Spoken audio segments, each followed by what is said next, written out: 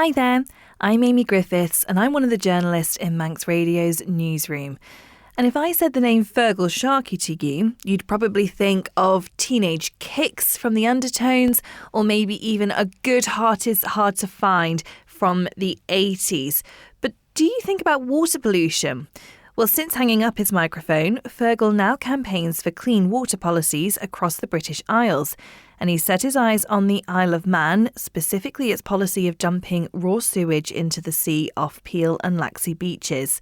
He's been telling me why the topic caught his eye. The simple truth of the matter is, the Isle of Man in particular is, if I suspect, and I've got this incorrect, do correct me, falls under and has to apply with exactly the same original pan-European laws and regulations that water companies in Scotland, England, Wales and Northern Ireland have to comply with. And in particular, it's a incredibly worthy thing called the Urban Wastewater Treatment Directive. And that's the thing that lays down what water companies and sewage companies must and must not do. And what that legislation says is that you should only ever be dumping sewage into the environment in extraordinarily rare, unique sets of circumstances.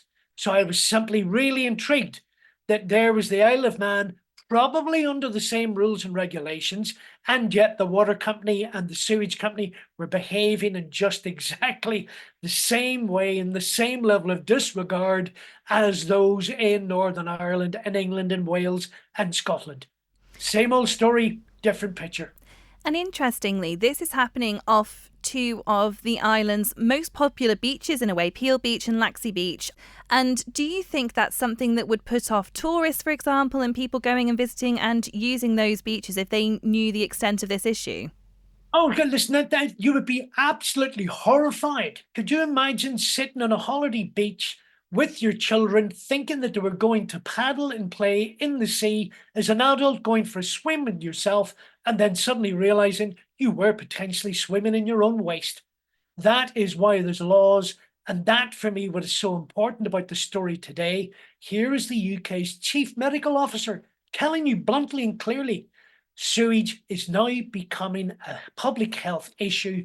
And if government doesn't intervene and make these water companies comply with the law, well, as we've seen in Brixham in the last 48 hours, there has been now the first hospitalizations because of that cryptosporidium. It is not going to be long before someone actually dies. And our government here, they would say that they've been looking at alternatives for a long time. They've not been able to find a suitable alternative. Do you think there's any excuse for that? Well, the simple truth of the matter is, if my assumptions are correct, they've been not complying with the law for about the last 30 years. And somebody may want to go back and question them. And by the way, the UK government was taken to the European Court of Justice in 2012 and found guilty of breaching the Urban Wastewater Treatment Directive. So perhaps it's a question to ask government in the Isle of Man, were you aware of that court case?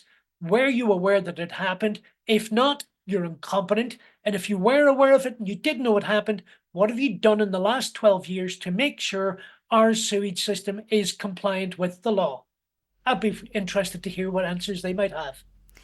And for you, you have gone from being this rock star of the 70s to having this as being something that this issue of water pollution being something that you're really passionate about and wanting to campaign about. Why is it something that is so important to you?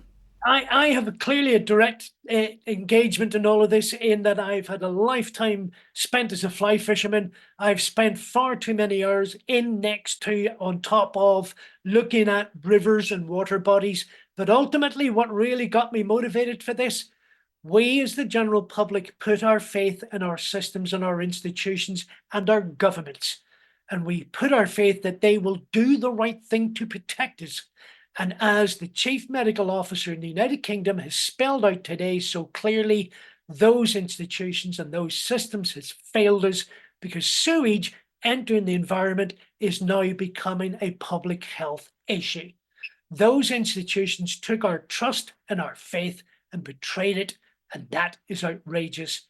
And I'm going to do everything I can to make sure that changes. We have asked Manx Utilities for a response to Feargal's comments, and a spokesperson has sent a statement saying although the Isle of Man has no legal requirement to adhere to the Urban Wastewater Treatment Directive, Manx Utilities adopts these standards as best practice during the design of infrastructure, and these have been successfully applied extensively across the Isle of Man.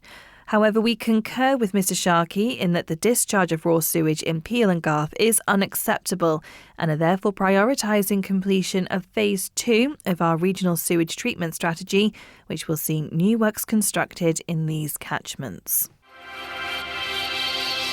Thank you for making it to the end of the Little Manx Radio newscast. You are obviously someone with exquisite taste. May I politely suggest you might want to subscribe to this and a wide range of Manx Radio podcasts at your favourite podcast provider, so our best bits will magically appear on your smartphone.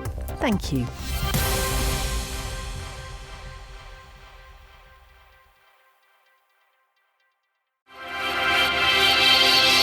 Thank you for making it to the end of the Manx Radio newscast. You are obviously someone with exquisite taste. May I politely suggest you might want to subscribe to this and a wide range of Manx Radio podcasts at your favourite podcast provider, so our best bits will magically appear on your smartphone. Thank you.